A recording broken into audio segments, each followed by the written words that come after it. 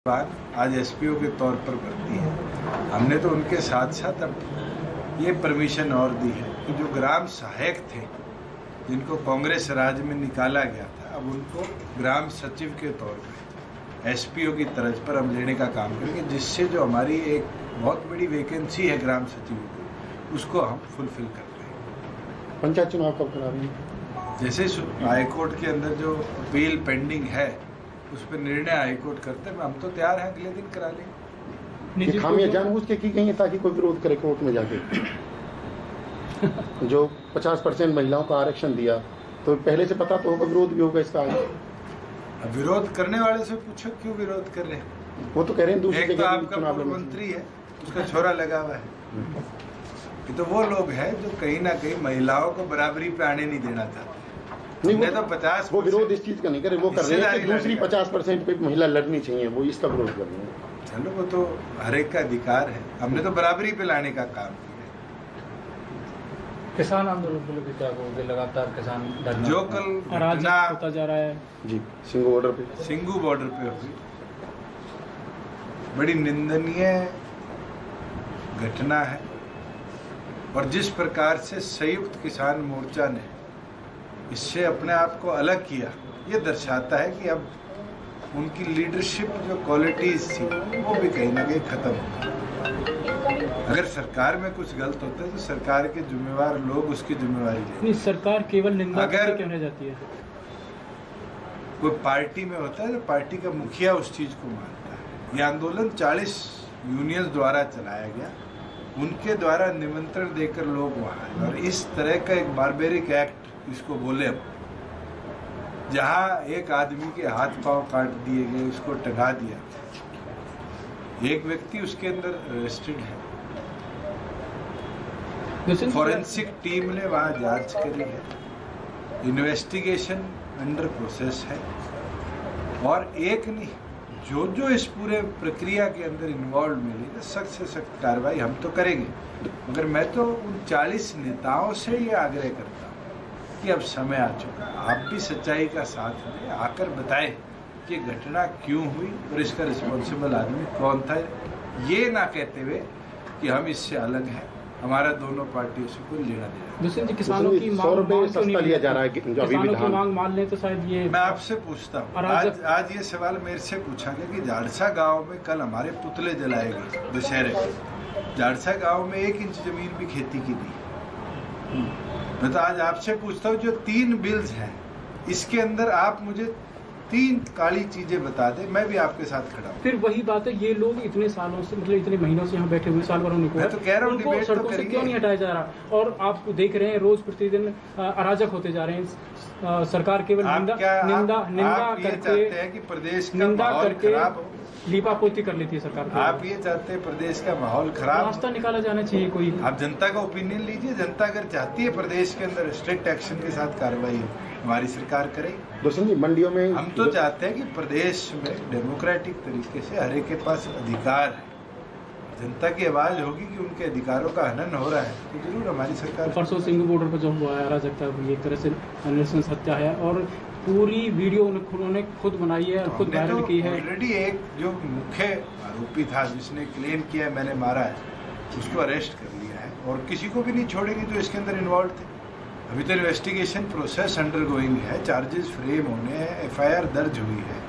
जैसे जैसे आगे की कार्रवाई होगी सबके खिलाफ जो इन्वॉल्व थे हम सख्त से कार्रवाई करेंगे। सरकार दबाव में जो मुकदमा दर्ज होगा या हो गया है उसको दबाव में वापस तो नहीं लेगी, पर जैसे कि अब तक बहुत जान गई है, किसी की गाड़ी का शीशा नहीं टूटा है, और ये तो मैं गारंटी देता हूँ वापस नहीं लेगी। इलाहाबाद चुनाव को लेकर क्या कहोगे? गठबंधन जीतेगा, मजबूती से जीतेगा। जो विरोध किया जा रहा है कौन कर रहा है?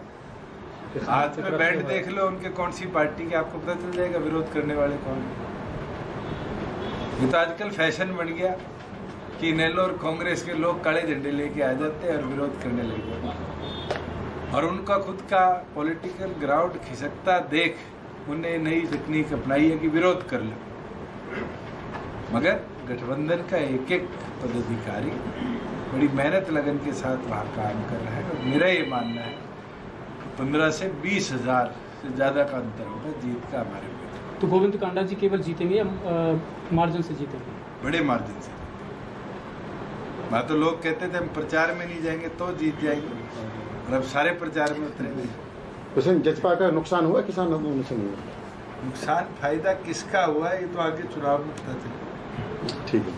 मन हमारी मंडियों में हो चुका है, और ये पहली बार है कि जो मंडी में अनाज आया है उसको तुरंत सरकार ने लिफ्ट भी किया है, और 3000 करोड़ के लगभग की पेमेंट पिछले 12 दिनों में किसानों के खाते में हम कर चुके हैं।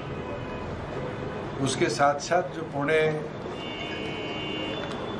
3.25 लाख किसान बाजरे की फसल के लिए रजिस्टर कर रहे थे, हमारी सरकार ने ये निर्णय लिया था कि 600 रुपये प्रति क्विंटल उनको भी डीबीटी के माध्यम से भावांतर भरपाई करी जाएगी, जिसके अंदर भी आज तक लगभग 25 से 26 हज़ार फार्मर्स के खातों में 600 रुपये प्रति क्विंटल हमने पुश करने का काम किया है।